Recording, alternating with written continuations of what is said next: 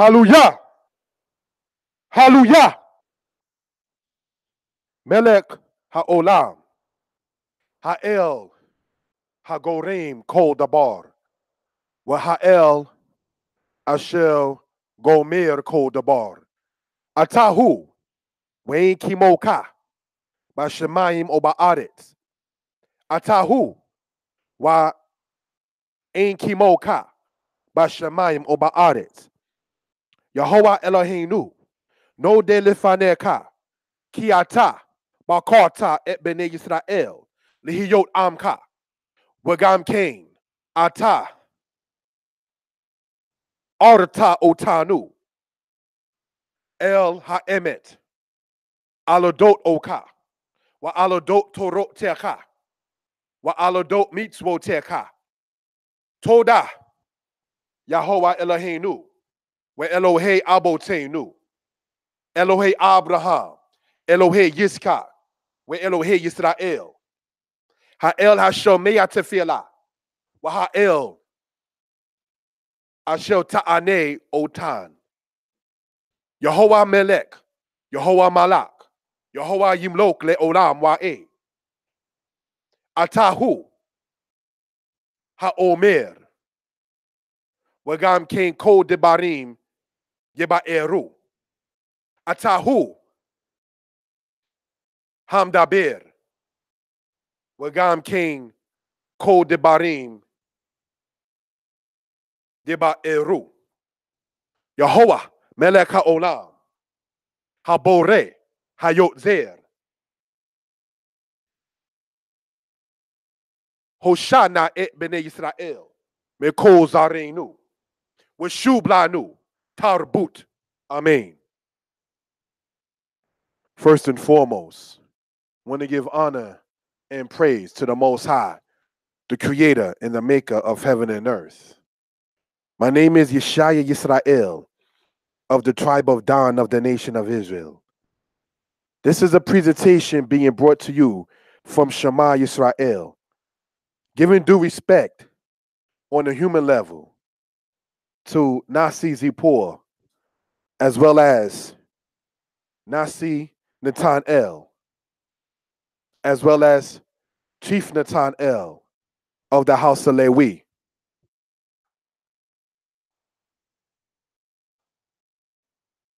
Brothers and sisters, we want to do this presentation, and it is in regards to the portion called Jethro, or Yithro, if you will.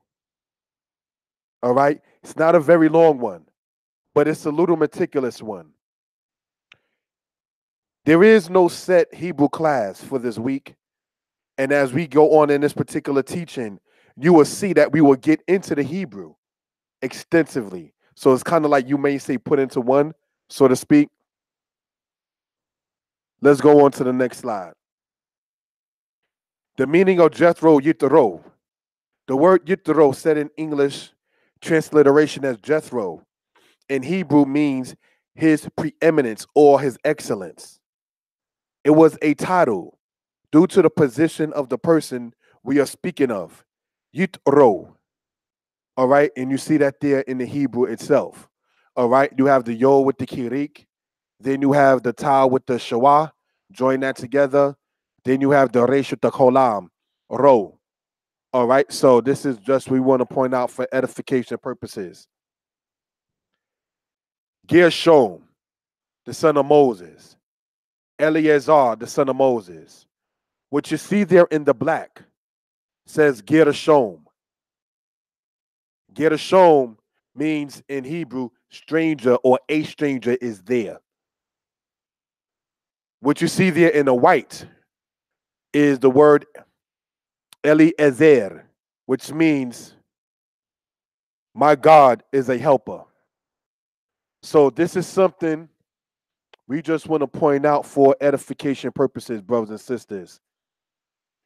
We're going to go, if we will, to the book of Exodus, chapter 18, and we're going to start in verse 1 so we can gain some understanding. Now Jethro, the priest of Midian, Moses' father-in-law, heard of all that Elohim had done for Moshe and for Yisrael, his people, how that Yah had brought Yisrael out of Egypt. And Jethro, Moses' father-in-law, took Zipporah, Moses' wife, after he had sent her away, and her 2 sons, of which the name of one was Gershom, for he said, I have been a stranger in a strange land. And the name of the other was Eliezer, for Elohim of my father was my help and delivered me from the sword of Pharaoh. So one of the things, brothers and sisters, to point out is, brothers and sisters, is this. All right.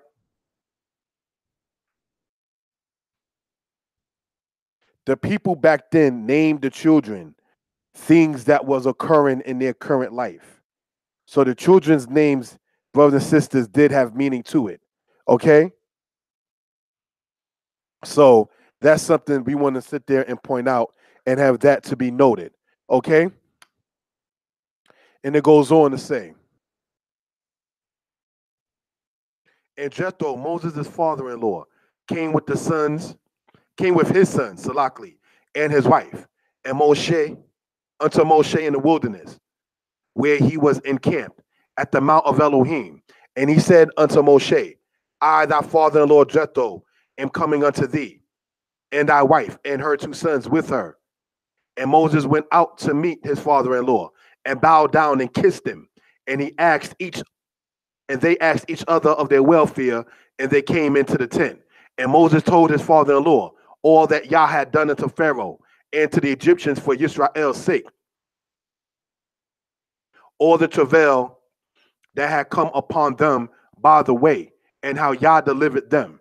And Jethro rejoiced for all the goodness which the Most High had done to Israel, in that he had delivered them out of the hand of the Egyptians. And Jethro said, Blessed be Yah, who hath delivered you out of the hand of the Egyptians, and out of the hand of Pharaoh, who hath delivered the people from under the hand of the Egyptians. Now I know that Yah is greater than all gods, yea, for all that they do proudly against them. And Jethro, Moses' father-in-law, took a burnt offering and sacrifices for Elohim. And Aharon came, and all the elders of Israel, to eat bread with Moses' father-in-law before Elohim. And it came to pass on the morrow that Moshe sat to judge the people, and the people stood about from the morning unto the even. And when Moses' father-in-law saw all that he had did to the people, he said, What is this thing that thou doest to the people? Why sittest thou thyself alone, and all the people stand about thee from morning unto even? And Moses said unto his father-in-law, Because the people come unto me to inquire of Elohim. When they have a matter, it cometh unto me. And I judge between man and his neighbor, and I make them know the statutes of Elohim and his laws. And Moses' father-in-law said unto him, This thing that thou doest is not good. Thou wilt surely wear away, both thou and this people that is with thee. For the thing is too heavy for thee. Thou art not able to perform it thyself alone. Hearken now unto my voice. I will give thee counsel, and Elohim be with thee. Be thou for the people before Elohim, and bring thou the causes unto Elohim. And thou shalt teach them the statutes and the laws, and shall show them the way wherein they must walk, and the work that they must do. Moreover, thou shalt provide out of all the people able men, such as fear the Most High, men of truth, hating unjust gain, and place such over them to be rulers of thousands, rulers of hundreds, rulers of fifties, and rulers of tens. And let them judge the people at all seasons. And it shall be that every great matter they shall bring unto thee, but every small matter they shall judge themselves. So shall they make it easier for thee and bear the burden with thee. If thou shalt do this thing, and Elohim command thee so, that thou shalt be able to endure, and all this people shall go into the place in peace, to their place in peace. So Moshe hearkened to the voice of his father-in-law and did all that he had said. And Moshe chose able men out of all Yisrael and made them heads over the people, rulers of thousands, rulers of hundreds, rulers of fifties, and rulers of tens. And they judged the people at all seasons. The hard causes they brought unto Moshe, but every small matter they judged themselves. And Moshe let his father-in-law depart, and he went his own way to his own land. All right. So this is something we want to point out for edification purposes. All right. So is there sound being able to be heard? If there is no sound, I'm gonna have to just ask for the people to go out and then come back in. All right. Maybe that may be an issue in that particular regard. Okay.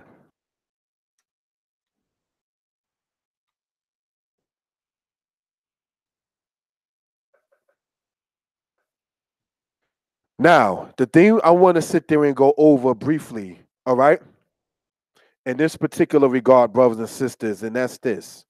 Um,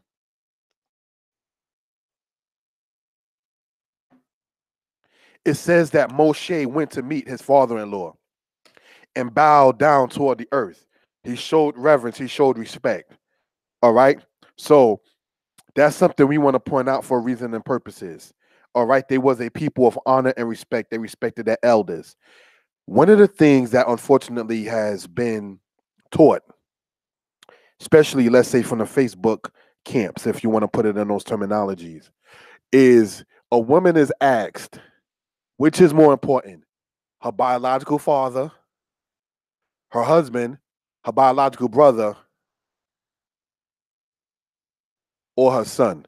And which one is she supposed to put first? We're going to read where the Most High said, honor your father and your mother. We already see an example with Moshe that he already honored his elder, and that wasn't even his biological father. So now, let me explain as such. If I'm sitting at the table with my wife and her father is there, the general synopsis is to say that I'm supposed to be fed first before my father-in-law. Meanwhile, he's still called father-in-law. So by that, he already gets honor. He's already my elder. It tells you in Leviticus chapter 19, verse 32, that you are supposed to revere your elders. So if anything, if my father-in-law, all right, is supposed to sit there and get honor from his daughter as well as from me, would it not be a thing in which, in a respectful way, that her and I should both be trying to fight to sit there and make sure he's taken care of? Like, I'm gonna take care of it. I'm gonna do it. No, I'm gonna do it. I'm gonna do better. That kind of thing. Or do you sit there and try to sit there and say, well, the husband comes before the father, even though the father is the one that gave his daughter away to that man? Brothers and sisters, there still is an order in Israel.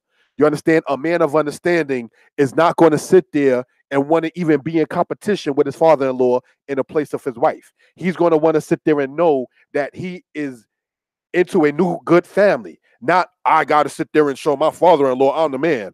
No, obviously, if the man gave you his daughter, he obviously thinks something highly of you already. But when your self-esteem is already low, perhaps you have to sit there and then be like, yeah, see, I'm the one getting the honor. No, you out of place. You understand? So this is something we want to point out for edification purposes. All right. So yeah, we're going to continue on, brothers and sisters, in this particular regard. Let's go, if we will, all right, into the book of Exodus, chapter 19. All right, so we can gain some understanding what we're talking about. All right. Okay. It says this: in the third month, after the children of Israel were going forth out of the land of Egypt, the same day came they into the wilderness of Sinai. And when they were departed from Rephidim and were come into the wilderness of Sinai, they encamped in the wilderness. And there Israel encamped before the mount. And Moshe went up unto Elohim, and Yah called unto him out of the mountain, saying, thus shalt thou say unto the house of Jacob, and tell the children of Israel, ye have seen what I did unto the Egyptians, and how I bore you on eagle's wings, and brought you unto myself. Now therefore, if you will hearken unto my voice indeed, and keep my covenant, then ye shall be my own treasure from among all the peoples, for all the earth is mine. And ye shall be unto me a kingdom of priests and a holy nation. These are the words which thou shalt speak unto the children of Israel.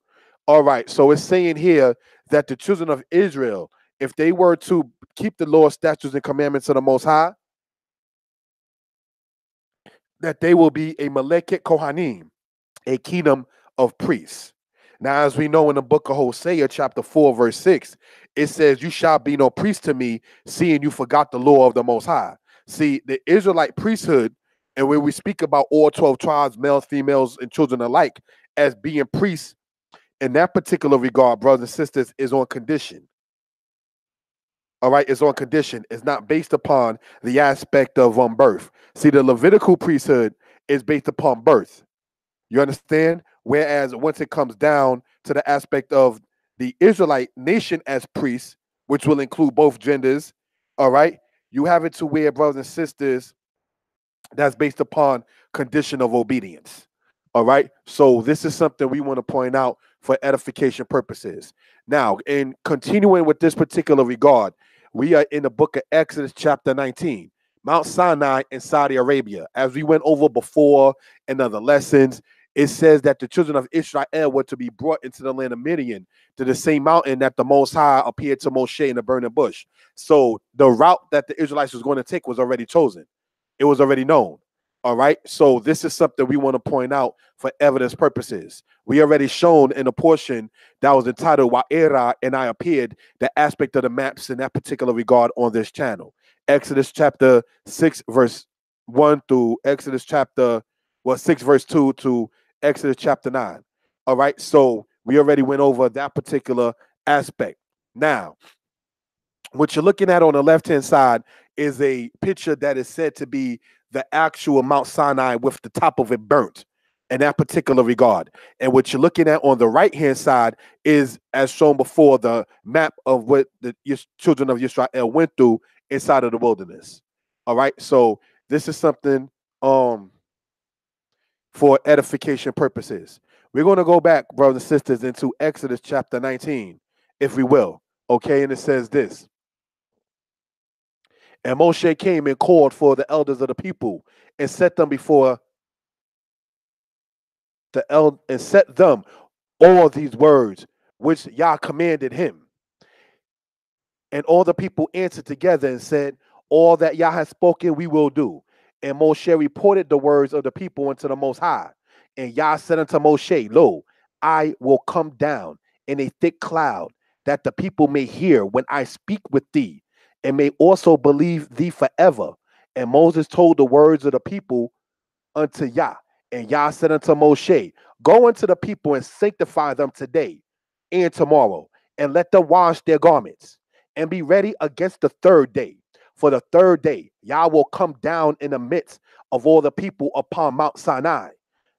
And thou shalt set bounds unto the people round about, saying, Take heed to yourselves, that you go not up into the mount, or touch the border of it. Whosoever toucheth the mount shall surely be put to death. No hand shall touch him, but he shall surely be stoned or shot through, whether it be man, beast, or man, it shall not live. When a ram's horn soundeth long, they shall come up to the mount. And Moshe went down from the mount unto the people, and sanctified the people, and they washed their garments. And he said unto the people, Be ready against the third day. Come not near a woman. Why? Because when a man, in many cases, is in the presence of a woman, he may want to do things carnal with that woman. That's a normal reaction. The Most High knows that. So therefore, separate the males from the females. All right? So there won't be no thought. There won't be no what if, oh, she's nice. No, none of that. So this is something we want to point out for edification purposes. All right? And it goes on to say this.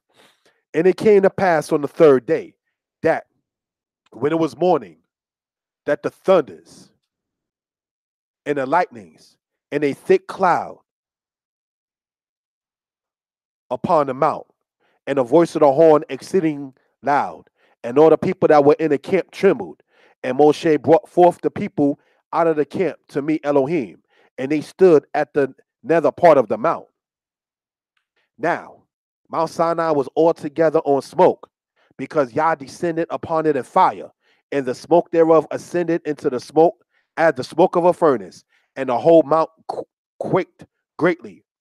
And when the voice of the horn waxed louder and louder, Moshe spoke, and Elohim answered him by a voice. And Yah came down upon Mount Sinai to the top of the mount. And Yah called Moshe to the top of the mount. And Moshe went up.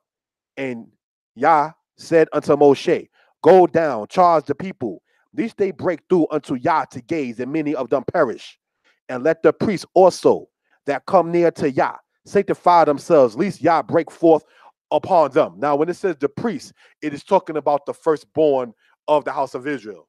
Because after the situation with the golden calf, the Most High took the Levites as priests, all right, in place of the firstborn of Yisrael. Okay, and it goes on to say this. We are in the book of Exodus, chapter 19, all right, and it goes on to say in verse 23, and Moshe said unto Yah, the people come up to Mount Sinai. Salika, the people cannot come up to Mount Sinai, for thou didst charge us, saying, set bounds about the mount and sanctify it. And Yah said unto him, Go and get thee down, and thou shalt come up, thou and Aharon with thee, and let not the priests and the people break through to come up unto Yah, lest he break forth upon them. So Moshe went down to the people and told them. So this is something we want to point out, brothers and sisters, for edification purposes. All right, so what's going on is this.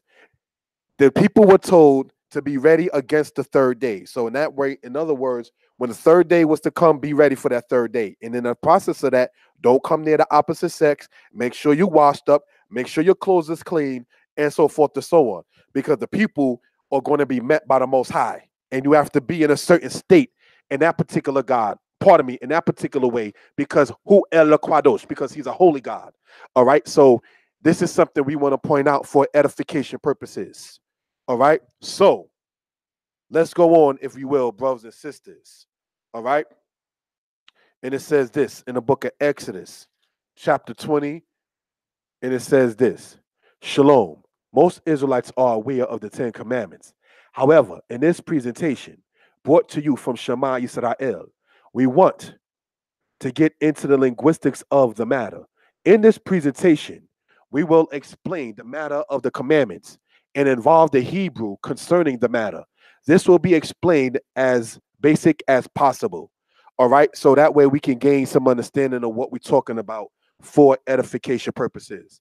Next slide, thank you. What you're looking at is a replica of the Ten Commandments in ancient Hebrew. Now, it says this right here. And God spoke all these words, saying, I am the Lord thy God, who brought thee out of the land of Egypt, out of the house of bondage. Thou shalt have no other gods before me. What I did, brothers and sisters, all right, essentially is put the Hebrew on one side, the English in the middle, and the explanation on the far right-hand side. All right, and it's there to be seen as color-coded. Wahidabe Elohim, et kol habarim ha'ele lemor. That's in the red there. All right. Anoki, Yode Wahe Eloheka, Asheho Zetika, Me Eret Mitzrayim, Me Beit Abadim, Lo Yihye Laka Elohim, Akerim Al Panai, Lo Taase Laka Fesel, Wakal Temuna, Asher Bashamayim Ma'al, Wa Asher Ba'aret Mitakat, Wa Asher Bamayim Mitakat La Aret, Lo Tish Takawe Lahem, Wa Lo Ta'adim, Ki Anoki, Yode Wahe Eloheka, El Kwana. Pokwedawon abot albanim al sheleshim wa aribeim lason I we osek kesed la alafim la ohabai ushomre mitzvotai. The one who spoke the commandments was the Most High Yah to his people, the Israelites. He introduced himself by name and what he did for the Israelites. He stated that Israel is not to have any other God before him or in his presence. So when you read in the Hebrew, al-panai, it literally means, al means on or concerning. Panai means my presence or my face. Lo yihye laka, you shall not have. It shall not come to pass. Elohim akerim, other gods in my presence. So this is something we want to point out for edification purposes. All right? So let's go on to the next slide. Thank you.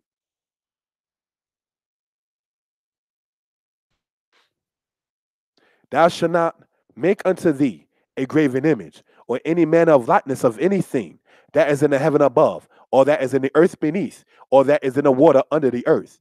Thou shalt not bow down unto them nor serve them. For I, Yah Eloheka, am a jealous El, visiting the iniquity of the fathers upon the children, unto the third and fourth generation of them that hate me, and showing mercy unto the thousandth generation of them that love me and keep my commandments. All right. And that says the same thing as we already read in the Hebrew previous. All right. But I'm just showing it color coded in that particular regard. Idols are made by humans from the substance that Yah made. We are not to worship shakha. That is to say, bow down to idols, the work of men's hands. We are not to serve them, pay homage to them, regardless of what color the idol is. To the third and fourth generation of them that hate him, what you do is prevalent on what you care to do. To love the Most High is to keep his commandments. So let's understand something. When it says, brothers and sisters, to the third and fourth generation of them that hate him, that's not saying like many Israelites have taught, well, if your great, great, great grandfather do something, you deal with it. No, it says the first generation loved him, or pardon me, in this case, hated him. The second generation hated him. The third generation hated him. And nobody in the generational line is trying to repent and return back to the Most High. Just like you read about the kings of Israel, you have 4 kings that ruled, one succeeding the other in the line, and the Most High just wiped it out. You understand? So this is something we want to talk about for edification purposes. All right? So let's go on, if you will, to the next slide. Thank you. Respect for the name of the Most High God. Respect him. Lo tisa et shem ya Elohe kala shao. Kilo yenakwe ya et ashir yisa et shamo la shao. Thou shalt not take the name of the Lord thy God in vain, for Yah will not hold him guiltless that taketh his name in vain. We don't take the name, fame, renown of the Most High as a joke or a game. Nowhere in the scriptures does it say that we are to play. We are told to enjoy ourselves before the Most High, however. Now, when I'm saying that the scriptures doesn't tell us to play, it's in regards to being a jester, a clown, a fool, if you will, a late, if you will, a kasil, if you will. Kasil is the word for fool that the book of Proverbs use. You understand? We are not, brothers and sisters, supposed to sit there and be foolish in the name of the Most High.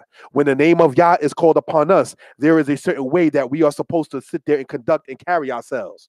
All right, because when you sit there and read in Ezekiel, the Most High said that Israel profaned the name of the Most High in the nations where Israel was scattered.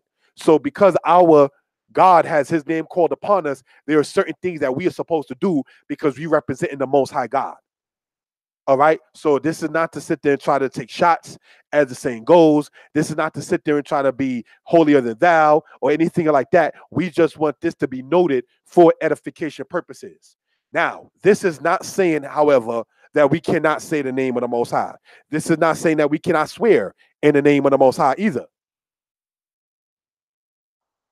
See, Christianity and Judaism essentially says, oh, we're not supposed to swear to God.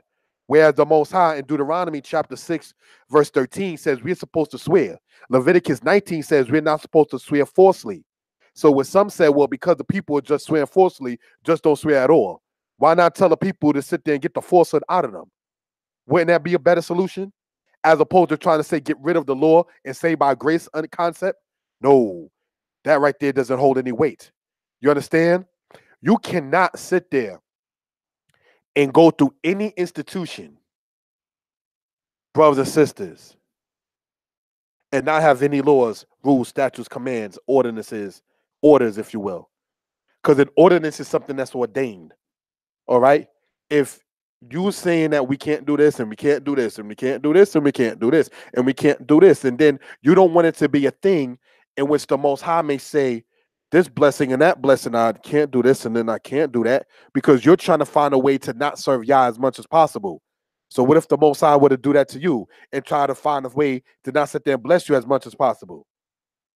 The Most High said in Leviticus 26, he says what? He says, if you walk contrary to me, I will walk contrary unto you. All right? So this is something we want to point out for edification purposes. All right? There's a teaching in Christianity that basically says that no man heard the voice of the Father. But we just read that the Most High spoke to the house of Israel. And we're going to get into this particular aspect. All right, so let's go on to the next slide. The matter of the Sabbath. Now let's look at the left-hand side. Zakor it yom ha-shabbat l'quad show. Sheshet yamim ta'abo. Wa asita kol malak teka. Wa yom hashbi'i shabbat la Yehovah Eloheka. Lo ta'ase kol malaka. Ata ubinka. Ubiteka. Abdeka. Wa amatka. Upemteka. Wa gerka asher bish areka. The yellow part. Ki sheshet yamim asaya. Ehashemayim. وإت هارت إت هيام وإت قال أشيربام وينخ بيوم هشبيئي al كين بيراك يوني واهي إت يوم هشبات وقوات شهو. Remember the Sabbath day to keep it holy. 6 days shalt thou labor and do all thy work. But the seventh day is a Sabbath unto the Lord thy God. In it thou shalt not do any manner of work, thou, nor thy son, nor thy daughter, nor thy manservant, nor thy maidservant, nor thy cattle, nor thy stranger that is within thy gates. For in 6 days Yah made the heaven and the earth, the sea, and all that in them is, and rested on the seventh day. Wherefore Yah blessed the Sabbath day and hallowed it. The Sabbath day is a holy day. The word Shabbat is a verb meaning to cease, to discontinue. The Sabbath does not rotate, and the timing of it in modern times is called Saturday. When the Romans attacked Israel on the Sabbath, the Romans stated on Saturday, the Jews do no work. So this is something we want to point out, even before the time of what they call Pope Gregory the 13th, or anything like that, with Pope Gregory's calendar and so forth and so on in the 14th, 15th centuries and everything like that. Long before that, the Israelites was already known for keeping the Shabbat on what the Romans called Saturday. So if they have a celebration called Easter that happens to come in the same time as the Israelite holy time as Pesach, that doesn't mean, brothers and sisters, that we don't do anything because the Gentile is having a holy day, because we already got our own culture. But you see, you know what happens? And you know why, for those who might have been listening before me teaching Shema, you know why I keep on saying about Shabbat for a man is women and money? Because I've been through that. I'm talking from experience. You understand? The sister look good. Let's go out on Friday night. I just got paid. I've done that. May the Most High forgive me. So I know as a man, there's no way that a brother can sit there and try to justify not keeping the Shabbat. I've been a former Shabbat breaker. You understand? May the Most High forgive me for that. So knowing my personal aspect and knowing good and well how some men think, it ain't got nothing to do with, well, no, it's because the sister looks nice. You're not touching her about the Most High. And you want to go out on Friday night. That's all that is. See, if you were to be intimate on Shabbat, which comes in on what is commonly today called Friday even, you are unclean, brothers and sisters, to Saturday even. So that means by default and logic that the Friday night and the Saturday day must have a connection. That's something we pointed out for evidence purposes. There are some Israelites, no offense intended, you understand, because nobody's perfect, you understand, that's out there teaching that the Sabbath is only in the daylight part, and say that the nighttime, as in looking at the sky right now, is nighttime. That's the preparation for the Shabbat. If that is the case, brothers and sisters, do you need 12 hours or even 8 hours to prepare for the Shabbat? How much time do you need to prepare for the Shabbat? Well, I'll tell you this, being raised in the knowledge of Yisrael, all right, it sets a discipline when you got to sit there and get things started on Wednesday in the wintertime and Thursday, because the sun's going to go down early on Friday. 5:30 p.m. already Shabbat. You already got your ironed done. You already got your food prepared. You understand? So this is something we want to point out for edification purposes. Now, somebody typed in, you should not be unclean on the Shabbat. A female's uncleanness is uncontrollable. A male's uncleanness is controllable. You understand? One is involuntary and one is voluntary. So therefore, a female does not make herself unclean by her natural monthly aspect. You understand? A man, like some men in Israel have done, being intimate on the Shabbat, talking about you want to bring the Sabbath in because Judaism teaches you should have sex on the Shabbat, believe it or not, because that's when they say whoever they consider the Mashiach or Messiah is going to be conceived. I want to say this one more time. Judaism teaches that it is okay and permissible to have sex on the Shabbat, because they are saying that is when they consider the Mashiach or a Messiah to be conceived on the Shabbat. Brothers and sisters, that right there is one of the most wickedest, uncontrollable. You have no kind of discipline for your own self. You can't wait till the next night. You can't wait to the middle of the week. You got to do that on the Shabbat. Well, is it really working? Brothers and sisters, in that act, you get tired. You get sweaty. You're working. It's not trying to be funny or anything like that. You understand? So if it says you should not do any manner of work, sexuality takes work. You understand? So then you have some Israelites being quote unquote slick. Well, if we were to be intimate, but we don't go all the way there. The Most High said concerning a woman and her marriage, you're supposed to do conjugal rights. So being not to be disrespectful, not fulfilling, even in that regard, is against the law of the Most High.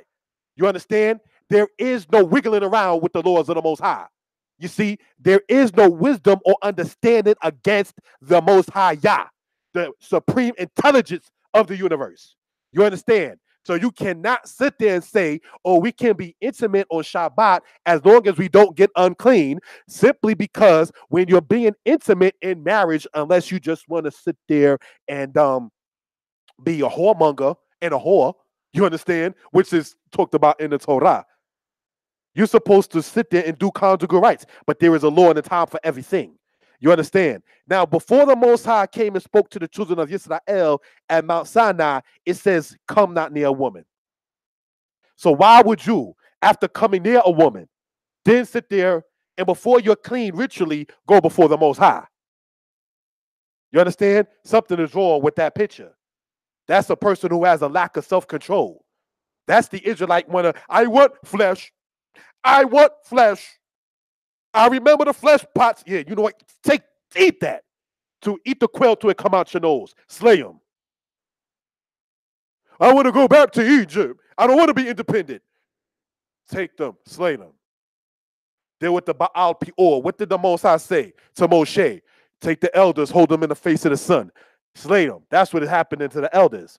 You understand? Because what's supposed to happen, the elders were supposed to tell the youth, no. You don't do that. The elders just like, see no evil, hear no evil. I'm not going to sit there and say anything. You can't do that in Yisrael. You are, especially if you're an elder, you are the Zopheh. You are the watchman, as it says in Ezekiel. You understand? So you can't sit there and willfully blind yourself to things going on. I'm not going to say nothing because then Yah will sit there and let it be exposed. You understand? You want to try to correct the matter before Yah corrects it. You understand? This is something we want to talk about for edification purposes. Excuse me. Now, Numbers 28th chapter is when you read about the sacrifices that's done on the Shabbat. But you have the daily offerings that's done on Shabbat, and then on Shabbat that is doubled. But it's, matter of fact, let's go there. Let's go to Numbers, all right? Numbers, the 28th chapter, because people do ask about that. Well, it does speak about doing sacrifices, and we can't do sacrifices. So can we really even keep the Shabbat? Let's see who were doing the sacrifices in this regard.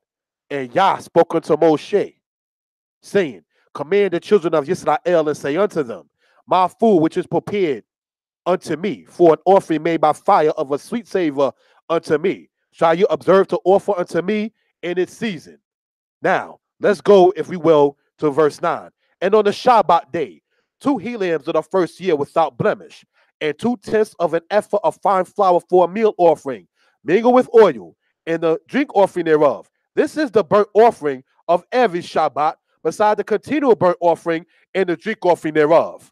All right, so this is what we want to point out for evidence purposes in regards to the Shabbat. Because see, it's not to be sexist, a lot of men, I'm not saying women don't, but a lot of men try to wiggle their way around keeping the Shabbat. Why? Because when you're in a union, you're getting triple or double pay. Drops mic. You understand? Yisrael. You understand? When you're in a union, in many cases working on a weekend, on Saturday, you're getting triple or double pay. I got bills. Brothers and sisters, did you even ask for a letter from any camp? Did you even tell the employer, this is my Sabbath? You don't have to sit there and, have fringes down past your knees with the tota fo or the front lid on your forehead with a two-tone turban going into the office at the job. You may not have to go like that. You understand what I'm saying? But did you even sit there and say, this is my beliefs, I can't work on Saturday? I remember going through that when it was a security company. The application said speaks Hebrew as far as talents and things I've acquired in over the years and skills. Is a linguist. He speaks Hebrew. I said, oh, you speak Hebrew? I said, yes. Well, is there any day that you would want off? Saturday? Interview is over. They knew good and well this black dude who on his resume, it says he speaks Hebrew and is requesting to have off on Saturday. That's just not by chance. Did you know that in the 1670s, the so-called Falashas, who call themselves Beta Yisrael, was recorded by the Portuguese as keeping the Shabbat? Says they are different than the average Africans. Hold on, they every Saturday they do things different. You understand? So this is something we just want to go over for edification purposes. The Shabbat is a sign between Yah and the house of Yisrael. Brothers and sisters, I say this in due respect, speaking as family. And I know this is online. And may the man must have been his time to go. Rest in peace. My mother, may she rest in peace, brought me into a place called Kosherit back in 1982. All right? I cherish those kind of memories as a child. All right? Now, one day, years later, after 1982, my mother, may she rest in peace, and her brother, may he rest in peace, was having an argument. Now, that's her older brother. So I already know my place. You understand? So I already know I'm going to just sit there, and as she's yelling with him and he's yelling with his baby sister, as long as no hands are thrown, that's just sibling rivalry. My mother arguing with her older brother, my uncle arguing with his younger sister. I'm minding my business in the back of the van like they're going to continue. It takes two to argue. You understand? As long as nobody was going to sit there and throw hands, then her son would not jump in. You understand in that particular regard? But he said something that sat there and struck a chord with me. He said, when I die, speaking of himself, he said, when I die, I hope I die on your Sabbath. He said that when they had a heated argument. He said that to his baby sister because of our culture. He said, end quote, when I die, I hope I die on your Sabbath. Brothers and sisters, we got the call Saturday morning. Y'all took him on the Shabbat. So the point I'm saying in all of that is this. Once it comes down to this, even if it might have been that man's time, may he rest in peace. You understand? You don't mock Yah. This is what we want to talk about for edification purposes. You said, end quote, may you rest in peace. He was a beautiful person. He just, spoke out unknowingly. It happens. You understand? And he said, end quote, when I die, I hope, speaking of himself, when I die, I hope I die on your Sabbath. And the Most High took him on the Shabbat. May he rest in peace. He wasn't murdered. You understand? So, and this is not to shed light against him. This is not to sit there and make him look bad. I'm not even going to mention his name or anything of that sort. But what I am saying is, looking at that situation is no question, certainly for myself, what day is the Shabbat?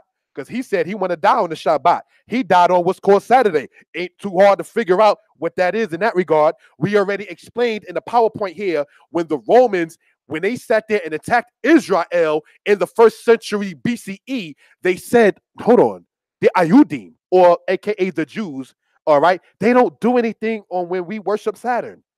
See, the argument also given is that saying that quote unquote Saturday is the Shabbat and you're supposedly be worshiping Saturn. No, we're not worshiping Saturn. All right. So this is something we want to sit there and get into that particular regard. All right. We're not going by Pope Gregory calendar when we say that what you call Saturday is the Shabbat. When you go into a book entitled Extra Biblical Sources, written by Mercer, Mercer, is that quote where the Romans actually said the Ayudim, or the Jews, do nothing and no work on Saturday. So it's not true, and this is before Pope Gregory. All right. So, but I stated, you understand? When for males, the sisters look nice, that pay came through, men going to try to find a way to get out of doing the Shabbat. Some people have stated, well, see, it says the seventh day. So anytime you take a seventh day, you count 6 days, then that's your Sabbath. No, it says, end quote, remember the Sabbath, not your Sabbath. You see, there's no way to wiggle around the Most High. Remember the Sabbath day to keep it holy. See, and that's stated, as a former Sabbath breaker, there's no way that I can be convinced on any so-called deep knowledge on how this is supposed to be.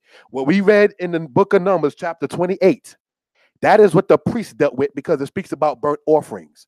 Exodus chapter 35, verse 3 is where we read that we do not, brothers and sisters, kindle the flame in our habitations on the Shabbat. So the offerings that the Israelites bring, according to Numbers chapter 18, all right, out of free will offering, that is what is offered as a burnt offering on Shabbat by the Kohanim or by the priests. But it's an offering from the Israelites. All right, because if every Israelite household were to bring two lambs, not every Israelite can afford 2 lambs. This is why when you read in Leviticus chapter 4, it says, if it is means suffice him not, he shall bring this, that, and a third, 2 turtle doves. If he can't do that, then he sits there and bring 2/10 of an omer for a sin offering. Because everybody, to have a lamb means that you have revenue, you have a lot of money or silver in that regard. Everybody did not have that. So when you read about the offerings that's done on Shabbat, that's not done by the Gadites, the Reubenites, the tribe of Naphtali. That is being performed by the Levites, from what the children of Israel, spoken of in Numbers chapter 18 in your own time, already gave the Levites, and they offer that up. So this is something we want to sit there and point out for edification purposes. All right?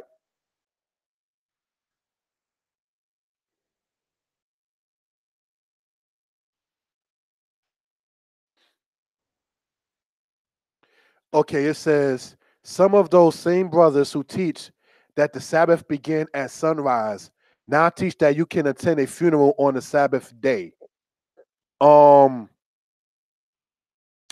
Okay, saying that attend a funeral on a Shabbat day. We already know in Israel that we do not let the body linger but for so long. You understand? Outside of the ground. You know what I mean? Because the body, it's unclean. It starts to go through what they call rigor mortis, if I'm saying the word incorrectly. I'm talking about when the body begins to decay. All right, so you want to get that in the ground as quick as possible. All right, but and it's not to take shots or disrespect or anything of that sort. But when you have a let's do the less we can attitude, I know of situations, not to say I know everything, when it went from saying, well, Sabbath is only in the daytime, the daylight part, because it says Sabbath day, even though Israel was brought out of Egypt at night in Deuteronomy 16, it says in Jeremiah 31, in the day that I took them out of hand to lead them forth out of the land of Egypt. So the word day in Hebrew is yom, which also means time. So this is what we want to point out. In the days of such and such, if a woman has an uncleanness in the laws, it says her uncleanness is 7 days. She's not clean at night. You understand? But when that money looking good, when that sister looking good, a man going to do what a man going to do, as some may say. You'll be surprised of the dumb things men have done once it comes to sisters, even unbeknown to her. You know, there are men who went into economic chaos to take a sister out just to try to impress her. A woman of understanding, if she finds out, was like, no, you ain't got to do all of that. Handle your business. That's what a woman of understanding. She will want to see you handling your business, handling things correctly. That will impress a woman of understanding. But a woman who like a Jezebel or a Delilah, it's okay, Ahab, Samson, it's okay. You just sit there and I'm gonna keep playing this game. And if you truly love me, you tell me where your strength is. Well, I'm a man up, I gotta sit there, and that's the game being played. Jezebel did it with Ahab. Delilah did it with Shimshon. You understand? If you mock me, if you love me, you wouldn't lie to me. Okay. You understand? Breaking them down, so to speak. This is why Yahweh said, be strong and of good courage. That's why Solomon's mama even told him, give not your strength to women, neither to that which destroys kings. Women want a strong man. A woman don't want a man she can step on like a doormat, nor does she want to be treated as a doormat. You understand? If there are women who have understanding, she knows if she could just run shot over him and he start changing his own way, his own responsibilities, his own style of doing things, not for the better, but just because he wants to sit there and make her happy, something is wrong. Because if she's going to accept you for you, she's going to accept you for you. You understand? I quoted with a sister before. I gave her 2 books, Babylon and Timbuktu, and I gave her the 13th Tribe by Arthur Koestler. The next day, you boring. I'm like, what? You is boring. I'm like, whoa, whoa, whoa. I thought I was giving you books. She looked at me like, I don't read like this. Whereas the sister I'm talking to now, we exchange books back and forth, back and forth. So like the Apocrypha says, get a woman like your mind. Get one that you can sit there and click back and forth with. Don't sit there and get one based on the physicality. You understand? So that is something we want to point out for edification purposes. All right? Okay, I'm not sure what that part is about. But we're going to go on in this particular regard. All right? A couple of more things we want to point out, brothers and sisters. It says, for in 6 days the Most High made the heaven and the earth. Ki sheshet yamim. Sheshet yamim, that 6 is a set 6. It's not a rotation 6. It's not like any 6. You see, on the first day, the second day, the third day, the fourth day, the fifth day. So the Shabbat was already in place, all right, prior to Yisrael existence. The Shabbat is the only day in the Hebrew week that has an actual name. Any other day is just named a number. You understand? So it said the Shabbat day holy to the Most High. So when Jesus Christ said that man wasn't made for the Sabbath, but Sabbath was made for man, so therefore the Son of Man is Lord over the Shabbat, that's not accurate. Isaiah chapter 58, all right, is where it says that the holy day or the holy time of the Most High honorable. So the Shabbat is not to be ruled by the Son of Man. So the example is given, no offense intended, in the New Testament about Luke 6, when they was gathering ears of corn on the Shabbat and so forth and so on. You're supposed to prepare for the Shabbat the day before the Shabbat, as it tells you in the book of Exodus, chapter 16. So you wouldn't have to be compelled to sit there and pick ears of corn on the Shabbat. Of course, now we in a situation in captivity where it may be a little bit more difficult, but as the Apocrypha says, when you're away from Yah, come back 10 times stronger. All right? So this is something we want to point out for edification purposes. Can we go deeper into when the Shabbat starts? I came in late, excuse me.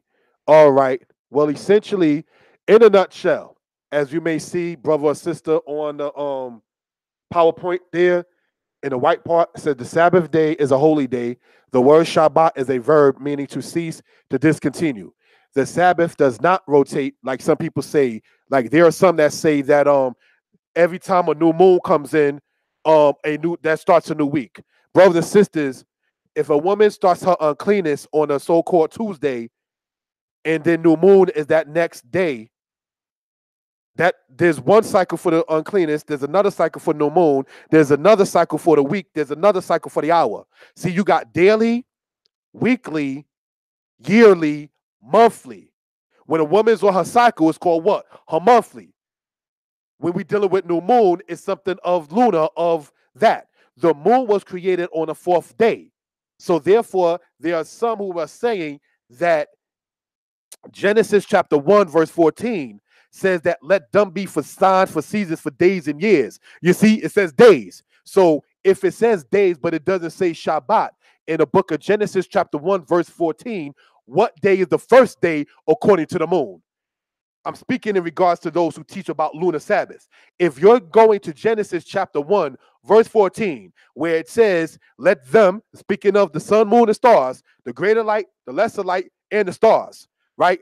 If you're saying that it says, let them be for signs, for seasons, for days, and for years.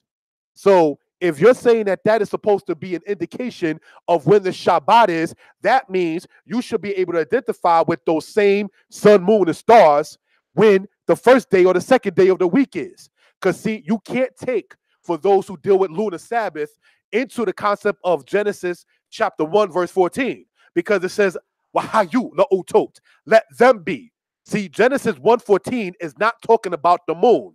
It's talking about the moon, sun, and stars. So if you're going to say, let them be for signs, seasons, days, and years, in Genesis 1:14, in regards to the Shabbat, which is not even in verse 14 of Genesis 1, then you have to sit there and show the solar and estrala, that is to say, of the sun and the stars, in regards to when the holy days come into play.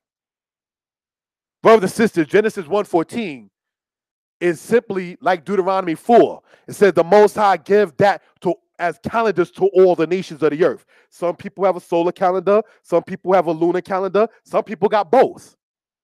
All right, but the days of the week is a weekly thing. Shabbat is a weekly thing. So now, if the Shabbat is a weekly event, you will not correctly count Shabbat by a monthly count.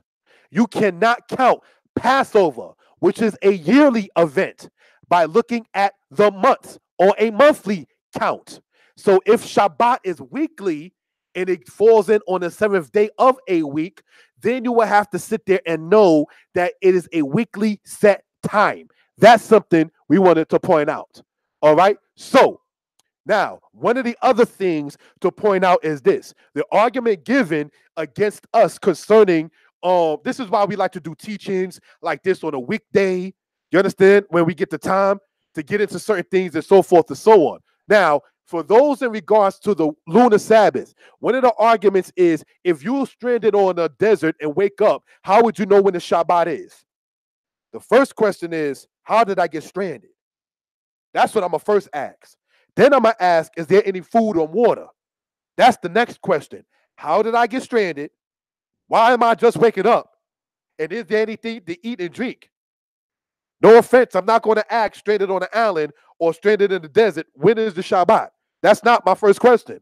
So the argument, when she looks good, the money is looking good, you want to do what you want to do with your friends on quote unquote Saturday, you're going to come with any kind of wild explanation to just do what you want to do. See, I've gone to the movies on Shabbat.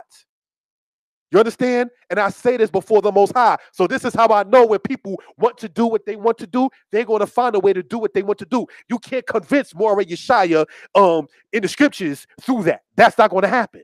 Just admit you got weak. Just admit you went off. Ask Yah for forgiveness and move on and do better. Don't become like Pharaoh with the hardened heart. Well, you can't even prove, it's the Sabbath and it's a sacrifice. Hold on. Whoa. How are you not going to want the children of Israel to even have a day of rest?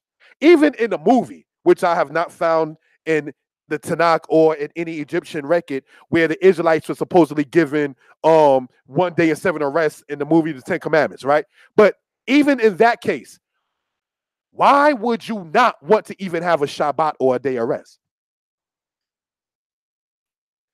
Use a slave master mindset. Work, nigga. You understand? Get that money. No rest for the weary. And then there are some, all right, speaking on this aspect of the Shabbat, who will go after creating and having an email or a telephone, because you got to have an email or a telephone to have a YouTube channel. You got to have an email or a telephone to set up a Facebook page. So my thing is this.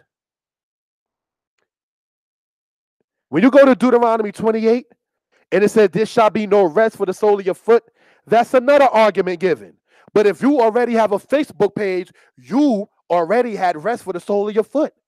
If you are online, you already had some rest for the sole of your foot. So you can't take the curses that happened in Israel, such as saying you shall have no rest for the sole of your foot, to say this is why we can't keep the Shabbat. Because you're sitting down, watching TV, got the kindling going on, probably got your homegirl in the room with you as you're telling people on Facebook to not keep the Shabbat. You're resting, sitting down, telling people to not keep it, saying because we have no rest for the sole of our feet. You understand? The Most High will weed his remnant out. When you find Israelites going off and astray, don't sit back and wonder and be upset. Yah said certain things that if you do, not that anybody is perfect, that so would I cut off from Yisrael.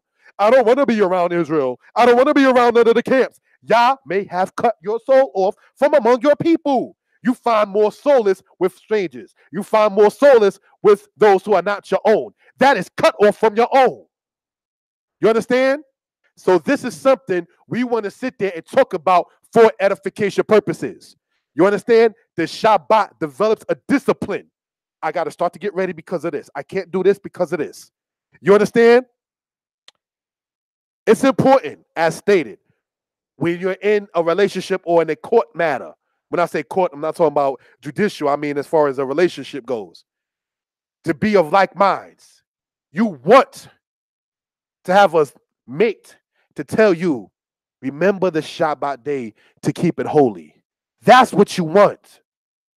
You don't want the so-called submissive woman. Well, we'll just be unclean. It happens. My desire should be toward my husband. Go that route and see if you don't get what Kawa got. Because see, Kawa, Eve, sinning, Adam couldn't cover for her. So sister, your husband, beside the aspect of making a vow that you read of in the book of Numbers 30, he can't cover for you, sweetheart, sister. So if your man is going astray from the Most High, we're not the New Testament. Well, if the unbelieving husband is justified by the wife. No. If you are wise for their own self. You understand? So this is why you want to get with someone that's compatible in mentality towards you. All right? So this is something we want to point out for reason and purposes. All right? There are camps who have letters. The brother Chief Yashar speaks about it after Shabbat. If you need a letter, email the camp. We'll try to get it out to you. I've been seeing letters going around since 1980, son. I didn't even know what that was. Or here's a letter for the job. I remember like the first time I saw it, I was like, the letter for the job. Like, I'm going to just keep on playing this after Shabbat. I don't know what these grown folks are talking about. But then I realized that the lady kept on coming on Shabbat when she wasn't coming through before. The elder gave her a letter. And in this society, when they have quote-unquote freedom of religion, this is why I'm saying you don't have to go with fringes past your knees in a two-tone turban with a frontlet hanging off into the office. This European man done had in his own law freedom of religion. You can go under that and say, this is why I cannot work on this particular day. And then there are some Israelites who just like, you know what? I'm going to just walk away from the job. I can't because they don't want to get me off on the Shabbat. That takes courage. You understand? That takes heart. There are Israelites who I know that when the Shabbat is over, they immediately leave the camp because they got to go to work, quote unquote, Saturday night because they got off on quote unquote Saturday, which is the Shabbat. You understand? So the point I'm saying in all of this, brothers and sisters, is many of the people who teach to not keep Shabbat, who try to promote the idea of not wanting to keep the day holy, to not keep the time separated and sanctified, right? These are your people who went from one case, well, it's only in the daytime, to saying, well, it says, oh, you're supposed to keep it in your gates, and we're not in our gates, so we don't really have to sit there and keep it. Keep playing with the Most High if you want. Keep playing. We already went over earlier that nowhere in the Tanakh and the scriptures does it tell the children of Israel to play. Keep playing and thinking the Most High is a joke. You understand? And this is not to sound disrespectful or harsh. There will be many, many more brothers alive if our people, even in this Western Hemisphere, were to keep the Shabbat. You know how many people in the hood, in the ghetto, if you will, wind up getting hurt up on the Shabbat at these parties and these clubs? I state again, do you know how many of our people go out to clubs on the Shabbat and wind up getting stabbed up, shot up, jumped, and hurt and assaulted. If our people kept the Shabbat, we would have a whole lot more peace. And guess what else would happen too? If we were to keep the Shabbat, this society will fall. H&M, when they did the disrespectful thing with the little boy saying the best monkey in the jungle, our people turned their back on that store H&M to where they had to sit there and say 70, 80% off. We're losing sales over this. We have more power than we thought. So if our people were to just keep the Shabbat, no football, no basketball, no baseball, no hockey, no boxing, none of those sports, where will America's society be? You understand? If we were to turn our way from doing those things on the Shabbat. Isaiah 58 says that if Israel, let's read that. Let's read Isaiah chapter 58, verse 13, so we can see what the Most High said concerning the Shabbat and the nations that don't want us to keep the Shabbat, as to why they have movies coming out on Friday night and we get paid on many cases on Friday. So it's already set for us to break the Shabbat. They know what they're doing. Isaiah chapter 58, 13. All right. And it says this: if thou turn away thy foot because of the Shabbat from pursuing thy business on my holy day, and call the Shabbat a delight, and the holy of Yah honorable, and shall honor it, not doing thy wanted ways, meaning your usual ways, nor pursuing thy business, nor speaking thereof. Here's the thing that's going to happen. Then thou shalt delight thyself in Yah, and I will make thee to ride upon the high places of the earth, and I will feed thee with the heritage of Jacob your father, for the mouth of Yah has spoken it. An iniquity, in one case, is to say and teach that we don't have to keep the Shabbat, brothers and sisters. It says in Leviticus 26 that Israel will pine away in their iniquities in the land of their enemies if we didn't keep and return back to Yah. So, yes, this country would be broke if we all kept the Shabbat. If we did, this country will fall. Quote unquote Saturday is one of the busiest shopping days. If we turn and just say we're going to keep the Shabbat, let's see what will happen. They can't have that. Did you know in 1963 they banned the 10 Commandments to be taught inside of public schools? Don't teach those children about the Sabbath. You understand?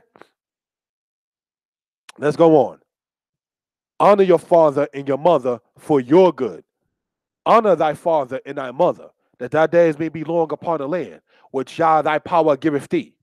Chabed et abika, et imeaka, lema'an ya'arikun yameaka al ha'adama, asher Yah Eloheka notein lak. The honor that is due to parents is very important in a culture of Yisrael. In the Israelite culture, dishonor of parents can be said to carry a curse or in certain cases death. I know of a case. It says, whosoever curseth his father or his mother shall surely be put to death. There was a situation, these guys, our people, were out there not living correctly on the so-called Shabbat too. Or pardon me, on the so-called Friday night, which is the Shabbat. And he was cursing somebody out, dropping F-bombs and calling him that a homosexual with the F word and so forth and so on. I was told that that night, that person died. You understand? It says, whosoever curseth his father and his mother shall surely be put to death. Brothers and sisters, disrespecting your parents has never been something the Most High respected. Somebody asked, well, if your parents are telling you to break the laws, then what? Then you just got to sit there and know and use wisdom. If they're telling you to eat pork, you got to do Abraham thing and lek lekah. It's time for me to go. Because parents will tell you, if you can't follow my rules, get out of my house. So that's what Abraham did. I can't deal terror with these idols. I got to leave up out your house. Not going to disrespect you in your house. Not going to disrespect you at all. I'm going to sit there and be a better one than you. Shalom, Abba. And lek lekah, and he went for himself. So these are things that we want to point out for edification purposes. Just as we are told to honor our father and our mother, that doesn't only mean for the children, that means also for the adults. That honor does not stop. You understand? Now, honor in Hebrew is kabed, which comes from the root word kabad, which means to take or to be heavy. You understand? That is how we're supposed to sit there and deal with the parents. Mikla means dishonor. Kwala, the root of mikla, means light. Kabed, heavy. Mikla, the opposite, light. Whosoever sheds light on father and mother, as you go in the book of Deuteronomy 27. So the honor that's due to them, certain things you just don't do. It tells you in the Apocrypha, Ecclesiasticus chapter 3, about how to honor your father and your mother. You understand? So now, some holy roly people may say, well, if my parents ain't doing right, then then does that mean you do wrong if your parents ain't doing right? You just got some wicked people in this earth going to try to find a reason to disrespect their parents. My parents this, my parents that. Ezekiel chapter 20, it says, hearken not to the ways of your fathers. It's not telling you to dishonor them. It's saying don't walk in their same ways. The wrongs you seen, like it says in Ezekiel 18, if the son sees his father's wickedness, it does not delight. Honoring your parents doesn't mean you do exactly as they did. It means you give them respect and you sit there and know when to just hold it back. When you don't sit there and I just got to say the last thing because no, hold it back. Let it be. You understand? As the saying goes, eat that, so to speak. You understand? Hold your peace. It's better that way. Don't go back and forth with your parents. This is not a discussion back and forth. Hey, your turn, my turn. It doesn't go like that. You understand? So this is something we want to point out for edification purposes. Let's go on to the next slide. The commandments continued. Thou shalt not murder. Thou shalt not commit adultery. Thou shalt not steal. Thou shalt not bear false witness against thy neighbor. Thou shalt not covet thy neighbor's house. Thou shalt not covet thy neighbor's wife, nor his manservant, nor his maidservant, nor his ox, nor his ass, nor anything that is your neighbor's. Murder in Israelite culture is a death penalty. Adultery in Israelite culture is a death penalty. Stealing in Israelite culture is a death penalty in regards to kidnapping. Coveting is not a death penalty physically, but it takes away from one's responsibility. Coveting is when you want his kippah, you want his house, you want his wife, you want his money. You're coveting. It's a form of death in that, not physical, but in the aspect of responsibility, because instead of you working and acquiring righteously the things that you see and want, you want to sit there and just do nothing and sweat or covet or hound somebody else for their own property. And that's a lack of responsibility. In the house of Yisrael, us men, we don't deal with another man's wife. You get your own. We don't sit there and just try to linger up in somebody's house. You get your own. It tells you in the book of Leviticus, it says, if thy brother be waxing poor, then yes, you hold him down. But you don't sit there, hold him down, meaning help him. But you don't sit there as the person getting helped. In Leviticus 25, verse 25 to verse 39, well, I'm going to just sit there and lounge up. I ain't going to work. Because it tells you, like we read, 6 days shalt thou labor and do all your work. So working is not an option in the house of Yisrael. See, this is what I do when I get online and people want to debate when I am at work on Facebook. No, hold on. I got to end this. This is one of the 6 working days. Block. I can't entertain this.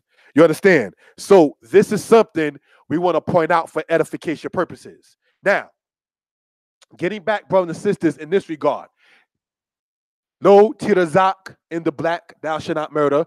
Harag means kill. All right? Harag means kill. All right? Ratzak means murder. Lo tin af, thou shalt not commit adultery.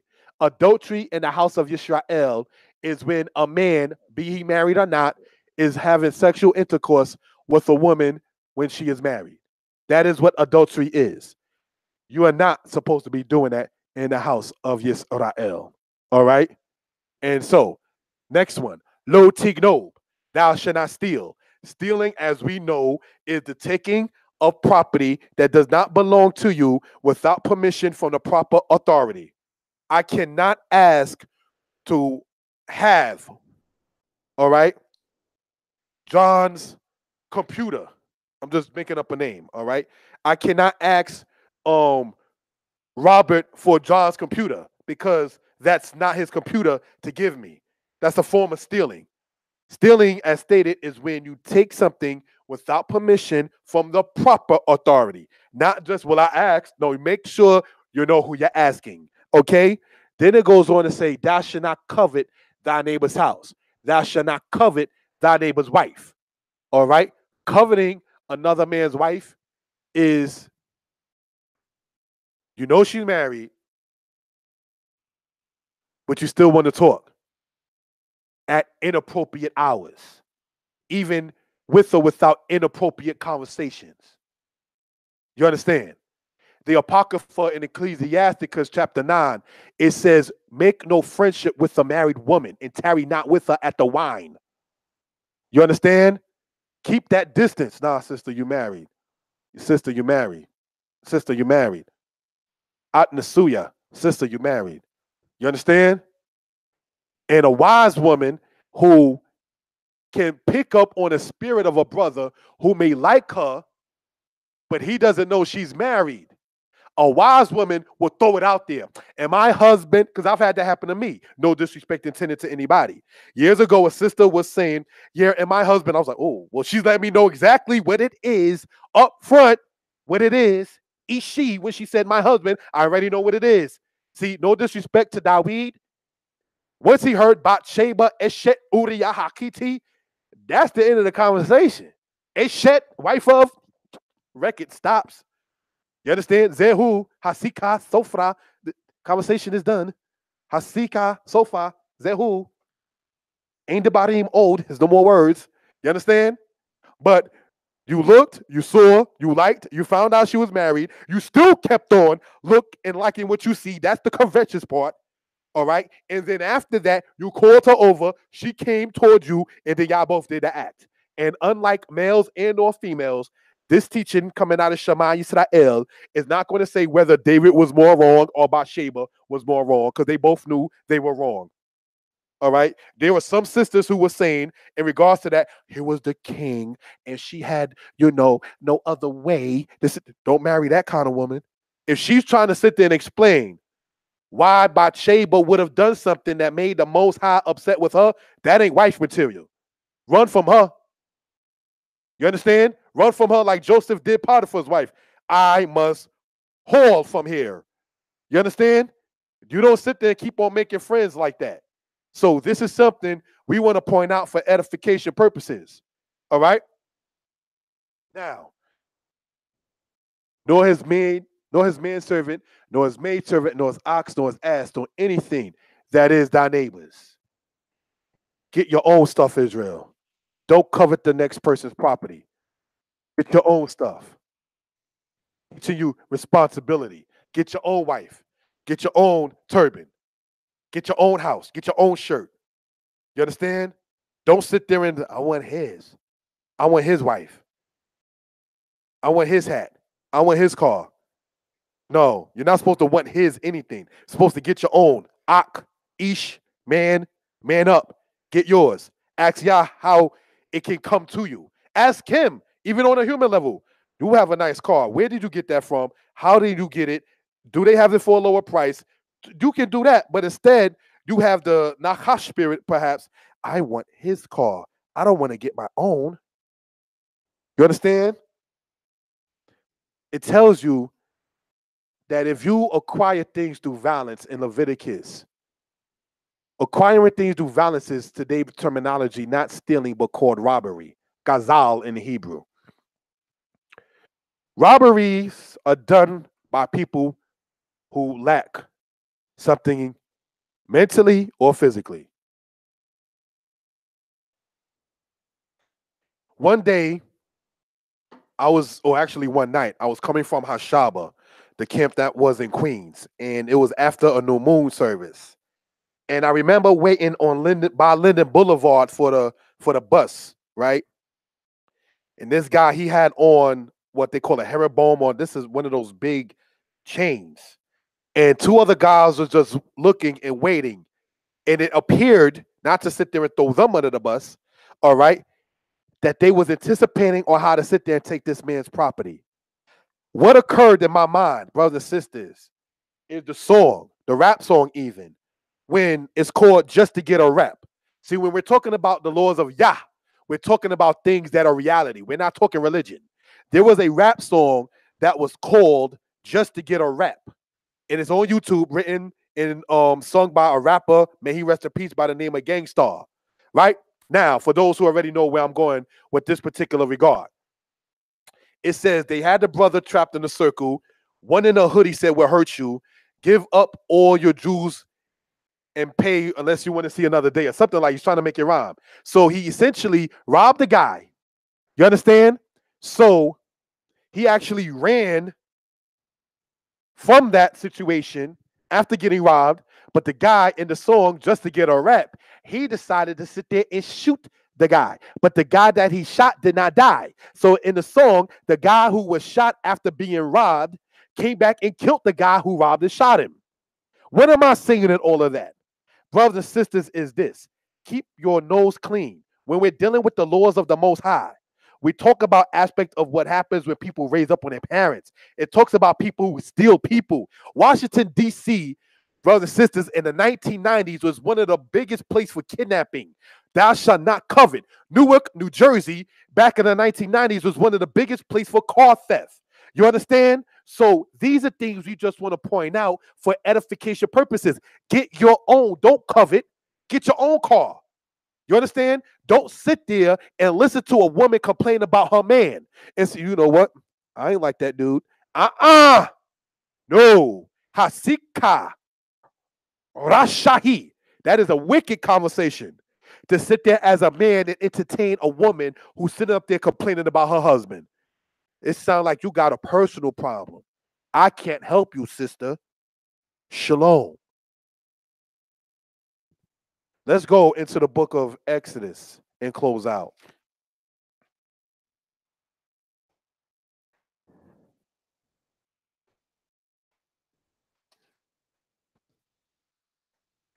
We are in Exodus chapter 20 in Masoretic text, verse 15. And all the people perceived the thunderings and the lightnings and the voice of the horn and the mountain smoking. And when the people saw it, they trembled and stood afar off. And they said unto Moshe, Speak thou with us, and we will hear, but let not Elohim speak with us, lest we die. And Moshe said unto the people, Fear not, for Elohim is come to prove you, that his fear may be before you, that ye sin not. And the people stood afar off. And Moshe drew near unto the thick darkness where Elohim was. And Yah said unto Moshe, Thus thou shalt say unto the children of Israel, Ye yourselves have seen that I have talked with you from heaven. Ye shall not make with me gods of silver or gods of gold. Ye shall not make unto you. An altar of earth thou shalt make unto me. And thou shalt sacrifice thereon thy burnt offerings and thy peace offerings, thy sheep and thine oxen, in every place where I cause my name to be mentioned. I will come unto thee and bless thee. That's a covenant between Yah and his people. Don't give me another God. And if thou make an altar of stone, thou shalt not build it of hewn stones. For if thou lift thy tool upon it, thou hast profaned it. Neither shalt thou go up by steps unto my altar, that thy nakedness be now covered thereon. Brothers and sisters, we don't deal with looking at each other's nakedness. See, in Egypt, they dealt with looking at each other's nakedness. You understand? Especially when you get to Dynasty 20. But that's another subject. Getting back to the point of this, it says if you build an altar, you build it of unhewn stone. Because if you lift your tool upon it, you desecrated it. The Most High doesn't need your 2 cents. You understand? The erosion, the rain, the wind that makes the stone the shape it is, leave it as such. Yah already has it the way he wants it to be. Doesn't need your addition to it. Don't add to his word. Don't add to his work. It's what it is. You should not make, as it says, you should not make with me gods of silver or gods of gold unto yourselves. All right?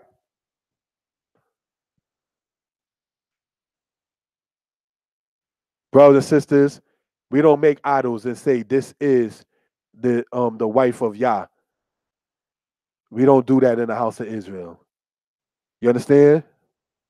What if he is abusive? If that is truly the case, you may want to sit there and call the elders in Israel. And if that unfortunately don't come through, then you may want to sit there and call the authorities. Just make sure that the case is legit, you know? But in the case with somebody the wife is just talking to, because I'm responding to somebody online, um, the wife is just talking to some dude and she's gonna go back to the abusive man. No, I can't be your ears for that one. So this is something to be pointed out for edification purposes. And with that, say Torah, Shalom, Lala Tov. All right. The Hebrew class was essentially, you may say, incorporated in this. All right. Good night. Shalom.